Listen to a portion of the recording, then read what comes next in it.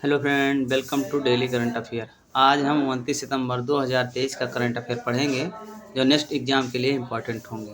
तो आइए शुरू करते हैं पहला क्वेश्चन से।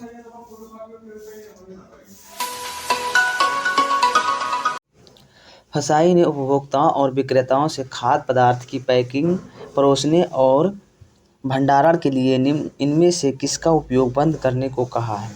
तो इसमें ऑप्शन ए सही है। समाचार पत्रों में पैकेजिंग के लिए रोक लगा दी है। फसाई का फुल फॉर्म होता है भारतीय खाद्य सुरक्षा और मानक प्राधिकरण। फसाई के सीओजी कमला वर्धन राव ने इससे संबंधित निर्देश जारी किया। फसाई ने खाद्य सुरक्षा और मानक पैकेजिंग विनियमन 2018 को नोटिफाई किया, जो भोजन के भंडारण और लपेटने के लिए समाचार पत्रों या इसी तरह की सामग्री के उपयोग पर सख्ती से प्रतिबंध लगाता है। फसाई के बारे में कुछ पॉइंट्स हैं। तो भारतीय खाद्य सुरक्षा और मानक प्राधिकरण फसाई भारत सरकार के स्वास्थ्य और परिवार कल्याण मंत्रालय के तहत स्थापित एक वैधानिक निकाय है। इसकी स्थापना खाद्य सुरक्षा और मानक अधिनियम 2006 के तहत की गई थी। यह खाद्य सुरक्षा के विनियमन और पर्यवेक्षण के माध्यम से सार्वजनिक स्वास्थ्य की रक्षा और प्रचार के लिए जिम्मेदार है। नेक्स्ट क्वेश्चन है।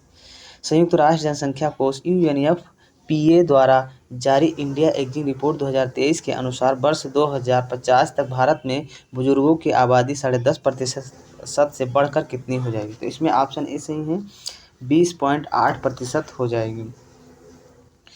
केंद्र सरकार के सामाजिक न्याय सचिव सौरभ गर्ग और यूएनएफपीए संयुक्त राष्ट्र जनसंख्या कोष के भारत प्रतिनिधित्व एंड्रिया एम ओजनार ने 27 सितंबर 2023 को इंडिया एजिंग रिपोर्ट 2023 जारी की। 2022 से और 2050 में कितने बुजुर्ग होंगे। तो इंडिया एजिंग रिपोर्ट 2023 के अनुसार 2022 में देश में 60 और उससे अधिक उम्र के 149 मिलियन लोग थे, जो भारत की आबादी का लगभग 10.5% है। अनुमान लगाया गया है कि 2050 तक बुजुर्गों की संख्या दोगुनी होकर 347 मिलियन आबादी या 20.8% हो जाएगी। केंद्र सरकार की योजना से 200 रुपये और 300 रुपये की मासिक पेंशन राशि 2007 से स्थिर बनी हुई है। केंद्र सरकार अपने कर्मचारियों को वेतन पर 42% महंगाई भत्ता दे रही है, जबकि बुजुर्गों की चिंता नहीं कर रही है। विशेषज्ञ सरकार के इस कदम को संवेदनहीनता का संकेत मानते हैं। नेक्स्ट क्वेश्चन है। पर्यावरण और मानव स्वास्थ्य पर दुष्प्रभाव को देखते हुए गुजरात सरकार ने विदेशी मैंग्रोव की किस प्रजाति को पेड़ों पर प्रतिबंध लगा दिया है। तो इसमें ऑप्शन डी सही है, कोनोकार्पस प्रजाति को प्रतिबंध कर दिया है गुजरात सरकार ने। गुजरात सरकार ने विदेशी मैंग्रोव की प्रजाति कोनोकार्पस पर सितंबर 2023 में प्रतिबंध लगा दिया। अब गुजरात में वन या गैर वन क्षेत्र में इस प्रजाति का वृक्षारोपण गैर कानूनी होगा। इससे पहले तेलंगाना में भी पौधों की इस प्रजाति पर प्रतिबंध लगा दिया गया था। गुजरात के सीएम हैं भूपेंद्र पटेल और गवर्नर हैं यहाँ आचार्य देवव्रत और राजधानी इसकी गांधीनगर है। नेक्स्ट क्वेश्चन है। संयुक्त राष्ट्र महासभा यूएनजीए के 78वें सत्र को भारत की ओर से किसने संबोधित किया। तो इसमें ऑप्शन डी सही है, विदेश मंत्री जयशंकर ने किया। विदेश मंत्री एस जयशंकर ने 26 सितंबर 2023 को यूएनजीए के 78वें सत्र को संबोधित किया। उन्होंने भाषण के दौरान सबसे पहले कहा, नमस्ते फ्रॉम भारत। उन्होंने भाषण के दौरान कई बार इंडिया की जगह भारत नाम का इस्तेमाल किया। अंत में उन्होंने रेफरेंस में दिया, India that is Bharat. UNGA के बारे में कुछ पॉइंट है वो देख लेते हैं। तो 78वें प्रेसिडेंट हैं यूएनजीए के डेनिस फ्रांसिस हैं। इसका मुख्यालय न्यूयॉर्क यूएसए में पड़ता है और इसकी स्थापना 1945 में हुई थी। नेक्स्ट क्वेश्चन है। हिंसाग्रस्त किस राज्य में पहाड़ी जिलों को अशांत क्षेत्र घोषित करके सशस्त्र बल विशेष शक्तियाँ अधिनियम अफस्पा को 6 महीने के लिए बढ़ा दिया गया है। तो इसमें ऑप्शन डी हो जाएगा, मणिपुर के पहाड़ी क्षेत्रों में ये बढ़ा दिया गया है। अफस्पा का फुल फॉर्म होता है armed force special power act. Manipur सरकार ने इम्फाल घाटी के 7 जिलों के 19 पुलिस स्टेशनों के अधिकार क्षेत्रों को छोड़कर पूरे राज्य में सशस्त्र बल विशेष शक्तियां अधिनियम अफस्पा को 6 महीने के लिए बढ़ा दिया है।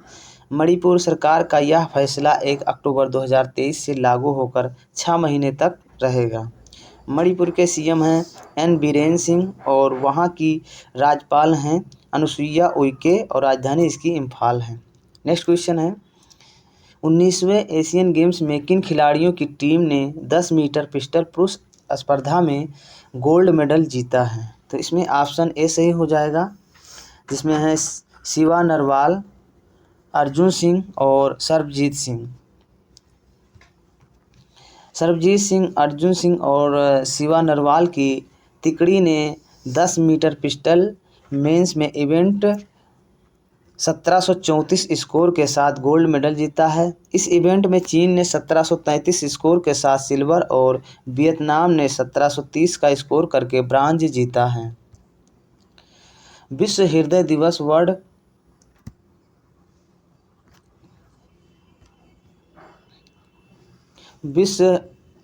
दिवस वर्ल्ड हार्ट डे कब मनाया जाता है? इसमें ऑप्शन सी सही हो जाएगा, 29 सितंबर को मनाया जाता है।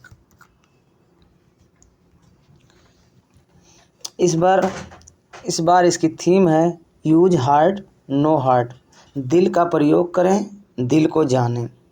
इस दिवस का आयोजन वर्ल्ड हार्ट फेडरेशन के द्वारा किया जाता है।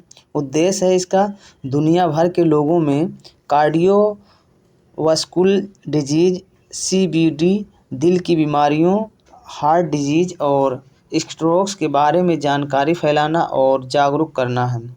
हर साल दिल से जुड़ी बीमारियों की वजह से दुनिया भर में 1.86 करोड़ लोगों की मृत्यु हो जाती है।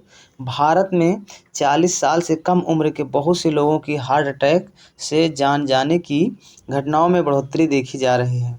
हार्ट अटैक होने पर सीपीआर, कार्डियोपल्मोनरी रिससिटेशन देकर बहुत सारे लोगों की जान बचाई जा सकती है। अचानक हार्ट अटैक क्यों आता है? अगर पेशेंट के हार्ट आर्टरी में ब्लॉकेज आ जाए और इस बात का पता न चले तो ऐसा होता है। नेक्स्ट क्वेश्चन है, खाद्य हानि और अपशिष्ट के बारे में जागरूकता का अंतर्राष्ट्रीय दिवस कब मनाया जाता है? तो इसमें ऑप्शन सी हो जाएगा, 29 सितंबर को मनाया जाता है। इस दिवस को संयुक्त राष्ट्र महासभा ने 29 सितंबर 2019 को घोषित किया था। इस दिन का मुख्य उद्देश्य अस्थायी भोजन की आदतों के माध्यम से जलवायु परिवर्तन की समस्या को दूर करने की दिशा में काम करना और जिम्मेदार खपत और उत्पादन के साथ साथ शून्य भूख की दिशा में कदम उठाना है। नेक्स्ट क्वेश्चन है, अंतर्राष्ट्रीय सुरक्षित गर्भपात दिवस, इंटरनेशनल सेफ अबॉर्शन डे कब मनाया जाता है? तो इसमें ऑप्शन ए हो जाएगा, 28 सितंबर को मनाया जाता है। इस दिवस को विश्व स्वास्थ्य संगठन ने घोषित किया हुआ है। दिवस का मकसद सुरक्षित गर्भपात की जागरूकता फैलाना है। नेक्स्ट क्वेश्चन है, एचडीएफसी बैंक के प्रबंध निदेशक का नाम बताएं जिनकी 3 साल के लिए पुनर्नियुक्ति को आरबीआई ने मंजूरी दी है। तो इसमें ऑप्शन सी हो जाएगा, शशिधरन जगदीशन को चुना गया है। एचडीएफसी बैंक ने कहा है कि रिजर्व बैंक ने जगदीशन की पुनर्नियुक्ति को मंजूरी दे दी है। उनका कार्यकाल 27 अक्टूबर से 3 साल के लिए बढ़ाया गया है।